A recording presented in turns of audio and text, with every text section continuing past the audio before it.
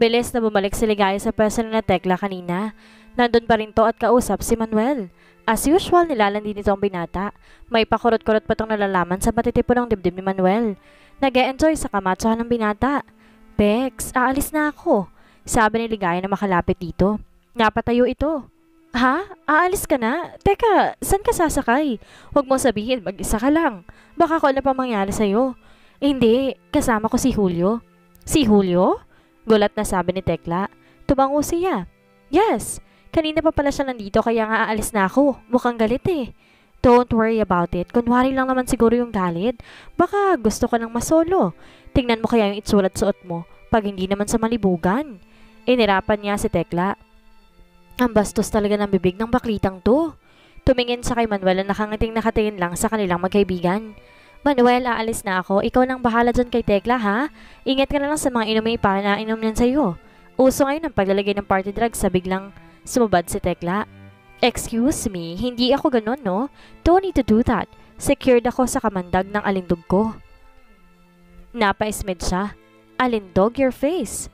Tuloy na nagpaalam si Ligaya sa mga ito tagtungo sa parking area kung saan matamang naghihintay si Julio sa kanya. Antagal mo namang magpaalam? Hindi naman na. Nainip ka ba? Tumango si Julio. Kanina pa. Binuksan nito ang pinto ng passenger seat. Pasok. Agad siyang tumalima. Ngunit bago siya makapasok, pinigilan siya ng kamay ni Julio. Nagtataka namang napatingin siya sa nobyo. Bakit? Kailangan ba naka-backless ka pa ngayong gabi? Ha? Hindi mo naman kailangan magsuot ng ganito, pero bakit? Sino pinagpapaseksahan mo? Ngayong gabi? Napaka nga si Ligaya. Pakiramdam niya inamutla ang mukha niya sa sinabi ng nobyo. Sinong pinagpapaseksihan? She did not know how to answer his question. What does he mean? Ayaw niyang isipin na negatibo ang sinabi nito. Pasok na. Sumunod siya sa mga otoridad na utos ito. He did not sound good. He was mad actually. Tinikom na lang ni Ligaya ang bibig at hindi nagsalita. Wala naman siyang alam na pwedeng sabihin. Nang umandar na ang sasakyan at nasa daan na sila, pumikit lamang siya. Hindi mo man lang ba itatanong kung paano ko nalaman kung nasan ka ngayon? Napamulat si Ligaya tumingin sa binata. Hindi na naman dapat pang itanong. Expected ko ng pagiging stalker mo. I am not stalking you. Nagkataon lang na nakita ko kayong lumabas ng bahay ng kaibigan mo. Pupuntan sana kita sa bahay mo pero nakita ko na lang na sumakay ka sa isang kotse. So, sinundan mo kami? May halong pagkasarkasikong tanong ni Ligaya. She could not help it. Ganoon na lang ba palagi? Daig pa niya may bodyguard na nakasunod sa kanya kahit saan siya pumunta. Yeah, I'm just curious kung saan ang punta ninyo. Umasim ang mukha ni Ligaya. Nasatisfy naman ba ang curiosity mo? Yes, but I'm still mad at you. I know, ganyan ka naman talaga. Saglit na tumingin si Julio sa kanya pagkatapos ay binalik ulit ang tingin sa daan. I'm mad at you dahil hindi ka nagpapaalam sa akin. Babe, pwede ka naman maging honest sa akin kung saan ka pupunta. Konsultahin mo muna ako. Pero ang tanong, papayag ka ba naman? Oo, basta alam ko kung sinong kasama mo, kung anong pupuntahan nyo at anong suot mo. I am mad at you because you're not being honest to me. Hindi ko rin gusto itong suot mo. Si Tek lang pag magpasuot ito sa akin. Wala naman ako nakikitang masama sa suot ko. Minsan lang naman. Yes, minsan lang. Pero paano mga lalaking pinagpipiyesa ng tingin na maganda mong dibdib at likod? Nakita mo ba ang mga lalaki kanina na halos wala ng suot? Tingin sila ng tingin sa'yo. Anong problema dun? May mga mata sila. Anong magagawa ko? Papiloso pong sagot ni Ligaya. Narinig niya ang pagpalatak ni Julio at nakita niya sa gilid ng kanyang mga mata ang pag-iling nito. Huwag mo akong pipilosopohin, babe. Huwag ka rin masyadong seloso at overprotective. Kaya ko naman ang sarili ko eh. Ikaw lang naman tong nagpapalaki ng mga bagay-bagay. Inis niyang sabi. Hindi umimik si Julio. Mga ilang segundo yatang natahimik sa loob ng kotse bago ito muling nagsalita. I'm sorry. Nagtatakang napatingin si Ligaya sa binata. I'm sorry sa pagiging seloso at overprotective ko. It's me. Hindi mo mayaalis sa akin yun. Mahal kita. Gusto lang kitang ingatan at gusto ko lang masigurong akin ka lang.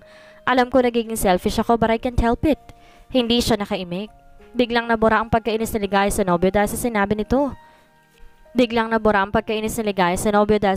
nito. Okay, I'm sorry too. Dapat talaga sinabi ko sa yung plano namin ni Tekla. Mali rin ako. I should be honest. Maliit na bagay tinatago ko pa sa'yo but don't worry. Sa susunod ko, konsultahin muna kita. Nang tumingin si Ligaya kay Julio ay nakangiti na ito. Di rin niya mapigilang mapangiti. Namalayan na lang niyang nilapit niya ang mukha at mabilis na hinalikan nito sa pisngi. Lumapad ang ngiti nito. Bitin. Maikli siyang natawa. Marami ka pa namang makukuha mamaya. Maghintay ka lang. I can't wait, babe. Kanina pa ako nagtitiis muna na makita kita. Bigla niyang lalang sinabi ni Tekla sa kanya kanina lang. Baka gustong gusto ko lang masolo. Tingnan mo yung itsura at suot mo. Pag hindi naman sa malibugan. Do you know how sexy and beautiful you are tonight, babe? He huskily said. Ang mababa at paos na boses ito'y napakasarap sa kanyang pandinig. Nakagat na ligaya ang labi ng dumako ang kamay nito sa kanyang hita. Naramdaman niya ang pagpisil nito, ang tila panggigigil nito sa makinis niyang hita. Tumaas ang kamay nito papasok sa loob ng kanyang suot. Her skin broke up in goosebumps. Julio, baka nakakalimutan mo kung nasan tayo. Pagpapaalala niya rito sa halos paungol na pagsasalita. Of course, babe, nasa daan tayo. Pero pwede naman tayong magpasaglit, hindi ba? What do you mean? Kinindatan si ni Julio pagkatapos ay tinanggal ang kamay sa kanyang hita. Gusto sana niyang tumutol nang mawala ang init na dala ng kamay nito sa kanyang balat. Nakakadalang kasi ang mga bagay na pinapadama sa kanya ni Julio. Labis na nakakabaliw. Nakakatukso. Bigla ay niliko ni Julio ang kotse sa gubatan. Maraming puno at madilim ang bahagi ng lugar na kinaroroonan nila ngayon. Nagtaka si Ligaya. Saan ba siya nito balak dalhin? Saan sila pupunta? Hindi pa nasasagot ang tanong niya nang ihinto ni Julio ang kotse at pinatay ang makina. Ang lakas ng kabog ng kanyang dibdib nang mamungay ang mga mata na tumingin sa kanya si Julio. Him staring at her was just so sexy. You look hot, sabi ni Julio sa kanya. Na-flatter si Ligaya sa sinabi nito. Sobrang flattered. You look so sexy tonight, babe. I can't help myself now. Bago pa siya makahumahinila siya nito at ubod ng kapusukan na hinalikan sa mga labi. Naputol na rin ang pagtitimpi niya. Mabilis na nadala siya ng init ng pangyayari. Yumakap siya kay Julio. Tinago ng mainit na mga halik nito. Damn! Kumandong ka sa akin, babe. Lihim siyang napangisi. Hindi muna niya sinunod ang sinabi nito. Ipinatong ni Ligaya ang kamay sa ibabaw ng pantalon nito. Inilis niya ang botones at ibinaba ang zipper. Narinig niya ang mahinang mura ni Julio. Hindi niya ito pinansin. Inilabas niya ang sandata nito at hinawakan iyon. Shit! Inilayo niya sa binata ang mga labi and before he knew it, nasa bibig na niya ang kahandaan nito. Oh, holy God! Narinig niya ang mariing ungol ni Julio. Naramdaman niyang halos manginig ang katawan ng binata sa kanyang ginawa. Napangiti si Ligaya at pinagpatuloy ang ginagawa. Halos lunukin na niya ang kabuuan ng nobyo. Humihingal na napahawak si Julio sa kanyang ulo. Then she started to bob her head on his lap. God, she loved hearing his moan as much as she loved his taste. Oh babe, it feels so good. But please, stop. Ayokong ilabas at sa bibig mo. Hindi niya sinunod ang lalaki. Pinagusay pa ni Ligaya ang ginagawa hanggang sa marinig niya ang malakas na ungol ni Julio at maramdaman ang panginginig ng katawan nito. Nalasahan niya ang likod ng iyon at nilolok niyang lahat. Nakangiting tumingala si Ligaya sa binata. You're naughty girl. And you are handsome. He smirked pagkatapos ay nilayan sa para makandong siya nito. Oh jeez, ang bilis talaga nito sa bagay na iyon. Nakita ni Ligaya dala nito ang bagay na iyon sa ilong nito at tila nanunuksong inamoy. You smell so womanly, babe. Siya naman ang napangisi. Yes, Julio. Now make love to me. Inabot ng mga labi ni Ligaya ang labi nito at mapasok na hinalikan ng binata. Hinawakan ni Julio ang kanyang bewang sa sensual na paraan. Ang maiinit na kamay ng nobyo ay pumapasok sa telang nakataob sa katawan niya upang maramdaman ang init ito. She felt so hot, so wild. Hindi na niya kaya pang maghintay pa. She wanted Julio now. Napakagat labi si Ligaya na maramdaman na niya ang kahandaan ng binata na pumapasok sa kanya at hindi may paliwanag ang sarap ng kanyang katawan. Oh shit, Julio. Ungol niya. She was the one who was working now and it really felt wonderful. She had the control. She had the control on everything. Pakiramdam niya isasabog siya sa pagnanasang bumabalot sa kanyang katawan. Oh God, babe, you are so hot. Bulong ni Julio. Tumama ang mainit na hininga nito sa kanyang leeg at nagbigay iyon ng kaligayahan. Napapikit si Ligaya. Ramdam na niya kung anong namumuo sa kanyang puson. Nakakabigani ang pakiramdam na iyon. She was near to coming. She could feel it. She could feel it coming. Oh my God! She screamed when she reached her climax. Halos maliyo si Ligaya sa intensidad ng pagdating niya sa kasukdulan, ngunit nagpatuloy pa rin siya sa pagtaas-baba. Kailangan pa siya ng binata at handa niya itong bitinin. Naramdaman pa niya ang mainit na pagdating nito sa kaluwalhatian. Malawak ang ngiti na yumakap si Zenobio. Oh God, that was one hot and holy ride. Hindi muna sila umalis ni Julio sa kinaroroonan nila. Hinintay nilang humupa ang init ng kakatapos ng napagtatalik. Nasa kandungan pa rin sa ng binata at nakayakap dito. Napangiti si Ligaya. Walang kapagod-pagod ang binata. Sinubukan niyang gumalaw at magkunwaring ihihiwalay ang sarili mula sa kandungan nito, ngunit bago pa niya magawa iyon ay napigil na siya ng mga kamay nito. Mahigpit na hinawakan nito ang kanyang bewang sabay bulong sa kanyang tenga. Wag! I want to feel you. Pero kakatapos lang natin. Nanunod siyang wika niya. Iniwan pa ba ako iuwi? He grinned. Hindi. Wala rin akong balak na iuwi ka ngayong gabi. O saan mo naman ako dadalhin, Aber? Sa bahay natin. Bahay natin? Akala ko ba itatanan mo ko? Bakit may bahay na agad tayo? Boy Scout lang, Julio? Hinalikan siya nito sa mga labi. Tinutukso mo ko, babe. Alam mo nang tukos sa bahay na pinagawa ko, hindi ba? Nadala na kita doon at aware ka na yun na magiging bahay natin oras na ikasal tayo. At huwag mo akong talungin na Boy Scout dahil alam ko na alam mong lagi akong handa. Pilyong saad ng binata. Hindi nga iniuwi ni Julio si Ligaya sa kanyang bahay. Sa halip, nalala siya ng binata sa bagong bahay nito. O bakit sila sa bedroom? So matutulog tayo na magkatabi, ganon? Tanong ni Ligaya kay Julio na nagpapalit na siya ng pantulog. Isang sexy negligee pang binigay sa kanya ng binata na kinuha nito mula sa cabinet. Para bang pinaghanda nitong oras na may pasok siya sa silid? O baka naman pag-aari ng ibang babae ang negligee na iyon? Pinawi niya sa isip ang pagdududang yun. Naku, malabong maglokong kumag na ito. Hayun nga't lagi nakabantay sa kanya. Napangiti si Ligaya. Hindi pala siya dapat matakot kung sakaling maligaw siya. Siyempre kung lagi ba namang gagana ang stalking ability ng kumag, lagi rin tong matutunugan kung nasan siya. Bakit ganon? Ang sarap pala sa feeling na bantay sa iyong boyfriend mo. Pakiramdam tuloy ni Ligaya hindi kakayanin ni Julio na mawala siya sa paning nito. Oo, matutulog tayo na magkatabi. Any problem with that? Lumapad ang ngiti ni Ligaya. Wala naman, tara na. Sabi niya na bahagyang sinuklay pa ang nakalugay niyang buhok. Napatitig sa kanya si Julio. Tila na bato-bala nito sa ginawa niya. Kinagat niya ang labi na parang inaakit ito. His eyes grew more smoky as he stared at her. Bumaba ang tiyan niya sa boxer shorts na suot nito. Namumukol ng sandata nito oh. Inaakit mo ba ako, babe? Naniningkit ang mga matang tanong ni Julio ngunit makikita sa ngisi nito ang nagbabad siyang kapiluhan. Ha? Hindi ah. Painosente pang sagot niya. Kung ganon, bakit kinakagat mong labi mo? Parang dalagitang napabungis ng si Ligaya. Hindi nakatiis ang binata at nilapitan siya. Bigla-bigla pinangkusa nito. Napatini siya. Oy, ibaba mo ako, Julio, ano ba? Gumisit at mabilis na nilapag siya sa kama. Inaakit mo ko kaya dapat lang napagbigyan kong pangaakit mo. Bago pa siya makapagsalita, pumaibabaw na si Julio sa kanya. Napahalakak siya ng halikan nito ang kanyang leeg at dibdib. Nakikiliti kasi siya sa ginagawa nito. Julio, tumigil ka. Sigaw ni Ligaya na sobrang nakikiliti at hindi na maintindihan ang gagawin. Umamin ka na kasi na inaakit mo ko kanina. Oo na nga. Tumigil si Julio at maramdaming tumingin sa kanyang mukha. Sinabi na, alam ko naman na may pagkapila ka rin, baby. Nahawaan mo lang ako, Julio. Maybe, sagot nito. Matagal na tumitig sa kanyang binata at tila hindi nito gustong lubayan ang pagtitig sa kanyang mukha. Sinalubong niya ang mga mata ni Julio. She saw the love in his eyes. Ang init ng pagmamahal malinaw na mababasa sa mga mata nito tuwing tumititig sa kanya. Nung una, hindi niya mapangalanan ang damdaming nakikita niya sa mga mata ng nobyo. Ngunit sa bawat pagdaan ng araw, unti-unti niyang nadidiskubre kung gaano katindi ang pagmamahal na meron ito sa kanya. Totoong hindi niya mapaniwalaan kung paano siya minahal ni Julio. Ang dami ng babae dyan sa paligid, mga babaeng naghahabol kay Julio, ngunit nakaka-flatter na tanging sa kanya lang inilalay ang atensyon nito mula pa nung nasa high school sila. Hindi niya mapigilang maluha. Agad bumukas ang pag-alala sa mukha ni Julio. O bakit ka umiiyak, babe? Nag-aalalang tanong nito sa kapinahid ang mga luha na naglandas sa mga pisngi nito. Don't worry, this is nothing. Nahihiyang sabi pa niya. No, tell me, may problema ba tayo? No, wala. Wala tayong problema, Julio. Kung ganun ay bakit ka umiiyak? Tell me, babe, I just don't like to see you crying. Kahit nakita man lang isang butil ng luha sa mukha mo, you know how much I love you, how much I care for you.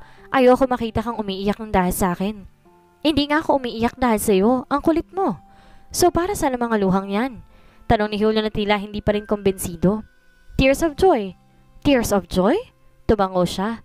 Yes, alam mo kasi, ngayon ko lang naramdaman kung gaano mo ako kamahal, kung gaano mo ako gustong makasama.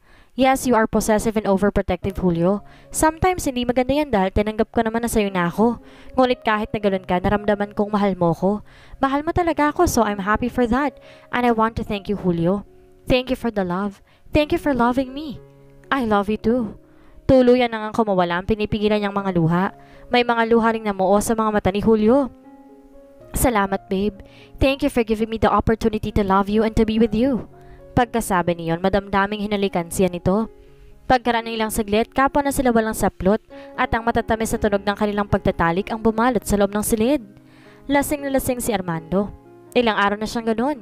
Kahit ang kanyang mga magulang hindi siya maawat mula sa paglalasing. He was broken-hearted, yes. Kaya nga siya naglalasing. Nasasaktan siya dahil sa ginawa ni Ligaya sa kanya. Paano nito nagawang patulan ng kanyang pinsan pagkatapos niya? Naiintindihan niya kung gusto nitong gumanti sa panloloko niya dito, pero hindi nito kailangan pa makipagrelasyon sa kanyang pinsan. Naiuntog ni Armando ang ulo sa mesa. May tumutulong mga luha mula sa kanyang mga mata. Hindi niya nga iyon kaya. Hindi din niya kayang manahimik na lamang doon at patuloy na magpakalasing habang masaya na si Ligaya sa piling ni Julio. Kailangan niyang kausapin ito. Kailangan niya makumbinsi ang dalaga na siya na lang uli ang piliin. Kung kukumbinsi niya si Ligaya, siguradong siya ang pipiliin nito. Kumpara sa relasyon nito ngayon kay Julio, higit na mas matagal na ang pinagsamahan nila. 3 taon ang itinagal ng kanilang relasyon at alam niyang mahal siya nito na sobra. Naramdaman niya na iyon noon. Kahit na nahihilo na, tumayo si Armando at pasuray-suray na lumabas. Dinukot niya ang susi ng kotse mula sa bulsa ng kanyang pantalon. Pagpasok sa loob, pinaandar na niya ang sasakyan. He needed to talk to her now. Hindi na siya makapaghintay pa ng bukas. Nagising si Ligaya sa malakas na ring. Pupungas-pungas na bumangon siya sa pagkakahiga at kinuha ang kanyang cellphone na nakalagay sa loob ng kanyang bag na nakapatong sa bedside table. Hello? Walang tingin-tingin sa screen na sinagot niyang tawag. Basta na lang pinindot ang accept call button. Ligaya, bad news! Bad news! Para nawala ang kanyang antok sa malakas na sigaw ni Tekla. Bahagyang inalayo niya ang cellphone sa kanyang tenga. Ano ba, Tekla? Ang aga-aga kumakasigaw ka naman. Okay, sorry, pero may bad news. Napakunot noo siya. Ano bang bad news yan? Bahagya niyang hininaan ng boses upang hindi magising ang natutulog na si Julio. Napangiti siya na makita ang payapa at gwapong mukha nito na natutulog. Mukha itong anghel ngayon pero kagabi para itong demonyo. Demonyo sa kama. Hindi niya napigilang mapahagikik. Hindi mo magugustuhan ng bad news na to, Ligaya. I swear. Pinaikot niya ang mga mata. Hindi man lang kumabog ang dibdib niya sa kaba. Bakit? Baka kasi nag-o-overact na naman ang kaibigan niya sa isang bagay. She was so used to it. Ano bang bad news yan, Bex? Care to tell me? Sabi niya sa kabilang linya. Hinubad niya ang suot na negligee at naghanap ng malaking t-shirt ni Julio sa cabinet. Nang may makita, kinuha niya iyon. Ngunit napatigil siya na marinig ang sinabi ng kaibigan sa kabilang linya. Si Armando, nasa ospital ngayon. Na-aksidente. Napakurap si Ligaya. Ilang segundong tila hindi matanggap si isip niya kung anong sinabi ng kaibigan. At napagtanto kung anong sinabi nito'y parang nanlambot ang kanyang mga tuhod. Ano? Oo, actually now ko lang din nabalitaan, no? Pumunta kasi dito sa house mo pero wala ka naman. Nandito ako sa bahay mo. Binuksan ko yung bahay. Akit bahay lang ang peg. San ka ba kasi natulog? Pinag-alala mo ko. Lumingon muna siya kay Julio. He was still sleeping. Hinahag ka ng pang-umagang sinag ng araw ang balat nito at ang bawat perpektong anggulo ng gwapong mukha nito. She wanted to kiss him at the moment. Oh God, she loved him very much. Hindi niya mapigilan ng pag-iinit ng mga mata ng maalala ang nangyaring pag-uusap sa pagitan nila ni Julio bago ang pagniniig. Napakaganda ng gabi niya bago matulog, not knowing na isang bangungot pa lang sasalubong sa kanya pagkagising. Kasama ko si Julio, Tekla. Alam ko pero nasan ba kayo ngayon? Bumuntong hininga siya. Dapat ba niyang sabihin kay Tekla kung nasan siya? Pero naisip niyang wala naman sa maitatago mula dito, kaya mabuti pa ang sabihin na lang din niya. Nandito kami sa bahay namin. What the? Ibinahay ka na niya? Lupet! Tekla, sure ka ba sa binalita mo or you're just joking? Ligaya, totoo nga. Maniwala ka. Sa narinig ko pa nga, pupunta sana siya dito sa bahay mo, pero nabunggo sa isang malaking puno ang sinasakyan niya. Paano nabunggo? Lasing daw kasi. Ano? Hindi naman naglalasing si Armando At kung nakainuman yon, hindi yun nagdadrive. Di makapaniwalang saad niya. Sumang-ayon ng kaibigan. Yun nga rin ang alam ko. Pero sa tingin ko, naglasing si Armando kasi nalaman niya ang relasyon ninyo ni Julio. At alam mo naman kung gaano sila ka-close nun bilang magpinsan, hindi ba? Kahit alam niyang hindi siya nakikita ni Tekla, tumango siya. Of course, she knew that. Alam niyang matalik na magpinsan ang dalawa at hindi naman niya gustong masira ang relasyon ni Julio at Armando. Baka hindi matanggap ni Armando na si Julio ng boyfriend mo ngayon, na madali ka nakahanap ng kapalit at ang pinsan pa niyang pinalit mo sa kanya. I know, pero hindi ko kasalanan yun. Alam ko rin naman na hindi mo kasalanan yun. Pero nakausap mo na ba ng maayos si Armando? Nagpaliwanag ka na ba? I know iniisip mo kung bakit kailangan mo pang magpaliwanag kasi unang-una, siya naman tong nanloko sa'yo pero ligaya.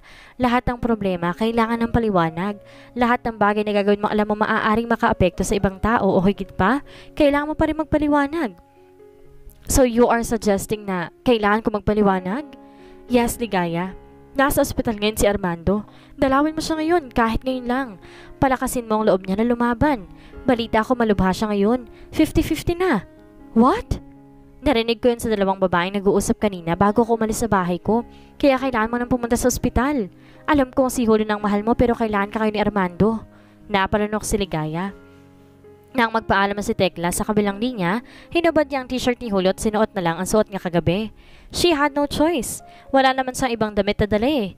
Kinuha na lang niya ang itim na jacket sa isang tabi para takloban ang likod niya na lantaran sa mga mata na makakakita sa kanya sa labas. Tumingin ulit siya kay Julio. He was still sleeping. Marahil pagod ito sa kanilang pagniniig kagabi kaya hanggang ngayon tulog pa rin ito.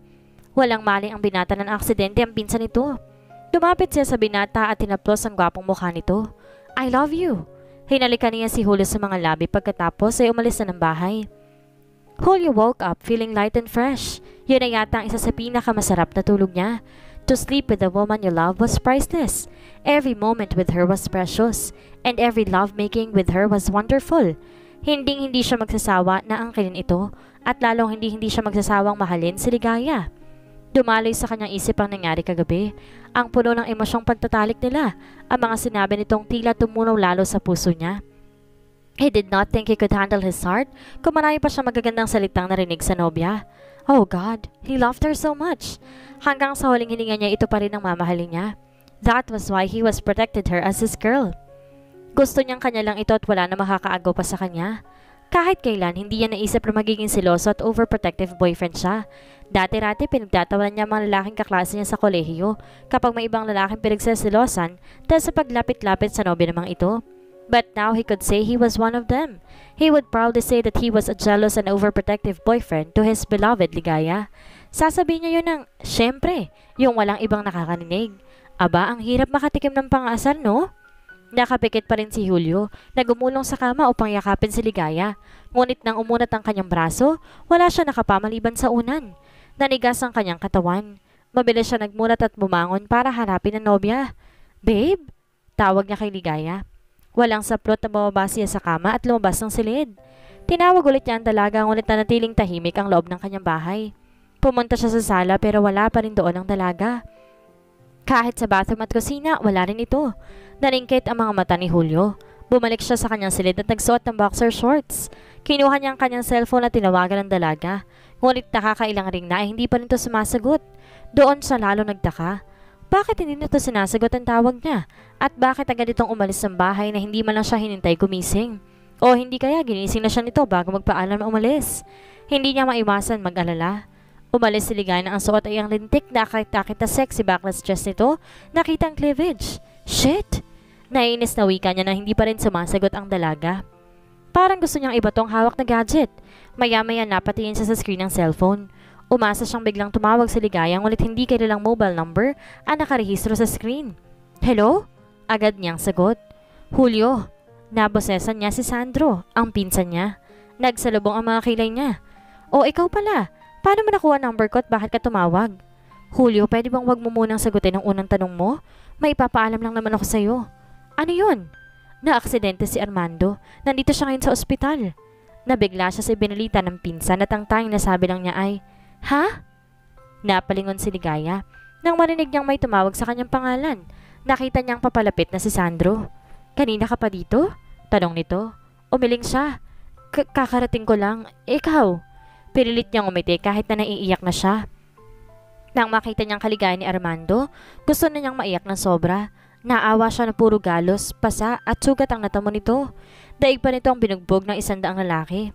Nayupi ang harapan ng kotse ni Armando dahil sa pagkakasalpok nito sa isang malaking puno. Malapit sa bahay niyang pinangyari ng aksidente kaya malamang siya ang pupuntahan nito kagabi. Lasing din ang binata kaya na aksidente ito.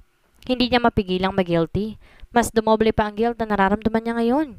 Kanina pa ako dito. Nang malaman ko nangyari kay Utol, napasugod agad ako dito. Nandito rin kanina sina mommy at daddy. Umalis lang sila saglit para mag-almusal. Paano mo nalaman na nangyari sa kanya? Sinabi sa akin ng kaibigan ko. I'm sorry, Sandro. Tumulo ang mga luha ni Ligaya. Why? No. Wala kang dapat ihingi ng sorry. Wala kang kasalanan. Pero ako ang dahilan eh. Kahit wala pa nagsasabi sa akin, ramdam ko na ako may kasalanan. Pupunta siya sa bahay ko, right? Kaya ako may kasalanan. She was obviously blaming herself. Hindi maaksidente si Armando kung hindi ito lasing na pumunta sa bahay niya. Sigurado na siya kaya ang dahilan kaya ito nagpapakalasing. Hindi kasi siya nito kinausap ng maayos ng nakarang araw. Kung kinausap lang niya agad si Armando, pagkatapos ito malaman ng tungkol sa kanya ni Julio, siguro maintindihan ito. Siguro matatanggap nito. Tama ang sinabi ni Tekla kanina kaya tama lang nasisihin niya ang sarili. No, Ligaya. Please don't blame yourself for what happened. Wala kang kasalanan. Alam naman ni Armando na masamang mag-drive kapag lasing pero yun ang ginawa niya. Na-aksidente siya kasi ginawa niya kung anong masama para sa kanya. Hindi naman napuruhan si Utol. God is so good at him. Yan lang ang natamo niya. Pero diba, nayupi yung harap ng kotse niya? Yes, pero sabi ko nga, God is still good to my brother. Tingnan mo, yan lang ang tinamo niya. Hindi yan natulad doon ng isang ibang aksidente na ang kinahantungan, hukay. Sabi ng doktor, baka bukas sa makalawa magising na si Armando. So that means na hindi talaga siya napuruhan. Thank God. Dahil sa sinabi ni Sandro, tila nabawasan ang bigat sa kanyang dibdib. Nakayakap niya ito at siniksik ang mukha sa matipunong dibdib nito. Salamat na lang at nandun ito para agad na mapakalma siya. Bigla, nakarinig si Ligaya ng isang malakas at tila sinasadyang tikhim sa likuran nila ni Sandro. Kilala niya ang tikhim na iyon kaya bigla siyang napalayo sa lalaki. Tulad niya, napalingon din si Sandro kay Julio na nakatayo ngayon sa likuran nila. Seryoso ang tingin nito at nakalakip-kip. Kumalas siya kay Sandro at lumapit sa nobyo. Julio, paano mo nalaman? Nagtatakang tanong Ligaya. Seryoso pa rin tumingin si Julio sa pinsan. Tinawagan niya ako. Lumingon siya kay Sandro. Tinungan sa nito bilang confirmation. That was right. May karapatang malaman ni Julio kung anong kalagayan ng pinsan nito ngayon. Kamusta si Armando? Tanong ni Julio na makapagsolo sila. Nagpaalam muna sila kay Sandro para pumunta sa cafeteria at magkape.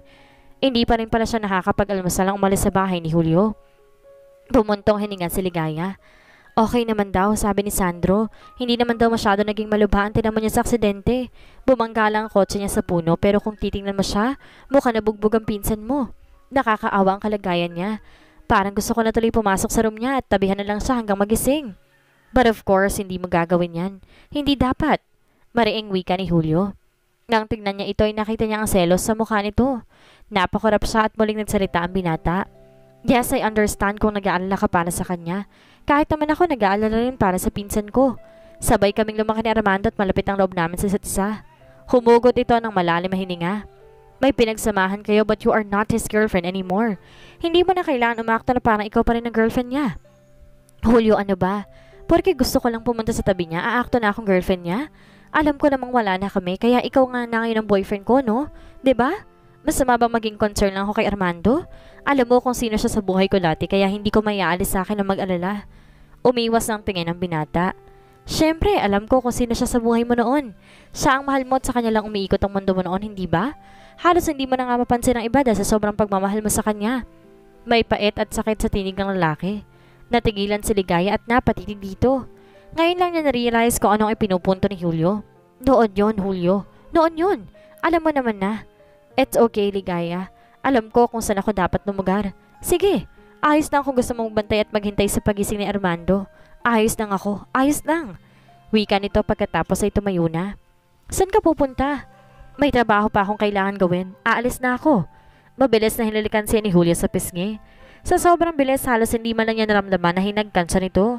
Mabilis na umalis ang binata sa lugar at nang mawala ito sa kanyang paningin, pakiramdam niya muling bumigat ang kanyang dibdib. Mapait na napangiti si Julio na makabalik na siya sa kanyang kotse. Alam naman niya yun eh. He was just a rebound. Pinilit lang niya ang kanyang sarili sa dalaga kahit hindi naman talaga siya ang gusto nito. Si Armando naman talaga ang mahal ni Ligaya. Ilang beses na niyang narinig sa dalaga na wala nitong feeling sa dating nobyo at siya na lamang ang mahal nito but he was not totally convinced. Ganun talaga siguro ang pakiramdam ng rebound lang. Ganun ang pakiramdam ng agaw lang ng nobya, lagi nagsiselos at laging insecure sa ibang lalaki. Lalo na kanina na makita niyang yakap ni Sandro si Ligaya. Ang makitang eksenang iyon parang nagpapakulo sa kanyang dugo. Parang gusto niyang daklotin si Sandro at gawing punching bag. Napailing siya at sarkasikong tinawanan ng sarili. You are really pathetic, Julio. Very pathetic. Ilang beses nang nakita ni Ligaya ang mommy ni Armando. Kahit noon pa'y nakikita niya ito at hindi mapigilang mamangha. Why? She was a beautiful woman. Kahit may edad na nanatili pa nitong maganda at sexy. Bigla tuloy siyang napaisip. Karon din kaya siya kaganda at kasexy kapag nag-40 na siya? Siguro oo, kung aalagaan niya ang sarili at i-maintain ang kanyang ganda. Dakangiting lumapit sa kanyang ginang. Her name was Sonia. Iha! Yumakap ito kay Ligaya. Siyempre, 3 taon ang tinagal na relasyon nila ni Armando. Normal lang na ma-recognize siya nito bilang naging girlfriend ng anak. Kahit ang dati ni Armando, kilala siya. Yun nga lang, minsan lang itong makita. It's good to see you here, Ligaya. Kailan ka pa dito? Kaninang umaga lang po ako dito. Nang mabalitaan ko po nangyari, agad po akong sumugo dito. Gusto ko po kasing makita si Armando. Nag-aalala po ako sa kanya dahil sa nangyari. Malungkot nang umiti ang ginang. Ganun talaga, Iha. May mga bagay na nangyari na hindi natin inaasahan. Mabuti na lang at ganito lang ang nangyari sa anak ko at hindi malala, tulad ng ibang na-aksidente. Kung may ibang nangyaring masama sa anak ko, baka hindi ko kayanin yun. Nagsimulang magtubig ang mga mata nito. Parang tutulo ng mga luha ngunit pinipigilan lamang talaga nito. Gusto ring maiyak ni Ligaya. Isa talaga siyang emosyonal na tao. Kapag nakakakita siya ng bagay na kaawa-awa, o kaya kapag may nakita siyang umiiyak, parang naiiyak na rin siya. Tila mararamdaman din niya ang sakit sa dibdib nito. Matagal pa silang nag-usap ng ginang. Maya-maya, nagpaalam ito. Iha, pwede bang makisuyo ko sa'yo? Ngumiti si Ligaya. Opo naman, pwede po. Ano po ba yun? Salamat. Pwede bang ikaw muna magbantay kay Armando ngayong gabi? Kailangan ko rin kasing umuwi ngayon eh. Si Sandro naman nagpaalam na may gagawin. Kung pwede lang naman, Iha, baka may gagawin ka pa. Umiling siya. Okay lang po, wala naman na po akong gagawin ngayong gabi. Talaga? Salamat, Iha. Niyakap siya nito. Ngunit bago umalis may sinabi pati sa kanya. Alam mo, Ligaya, botong-boto ko sa nilaging kay ni Armando. Gustong gusto kita para sa anak ko para maging asawa ni Armando. Pero alam ko naman ang totoong nangyari. Nagloko siya sa'yo. Sinaktan ka niya. Kung ako nasa posisyon mo, baka hindi ko siya gugustuhin makita pa. Pero nandito ka at nagpapasalamat ako sa'yo dahil sa concern pinakita mo sa anak ko. Napangiti siya. Wala po yun. May pinagsamahan din kami ni Armando kaya ako ginagawa to. Alam ko pero may isang hiling sana ako sa'yo. Oh, ano po yun? Bigyan mo pa sana ng isa pang chance ang anak ko. Isa pang chance upang patunayan niya ang pagmamahal niya para sa'yo.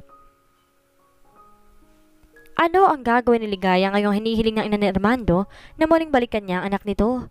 Sundin kaya ni Ligaya ang ginang? Pero paano na si Julio? Yan ang ating aalamin sa susunod nating kabanata.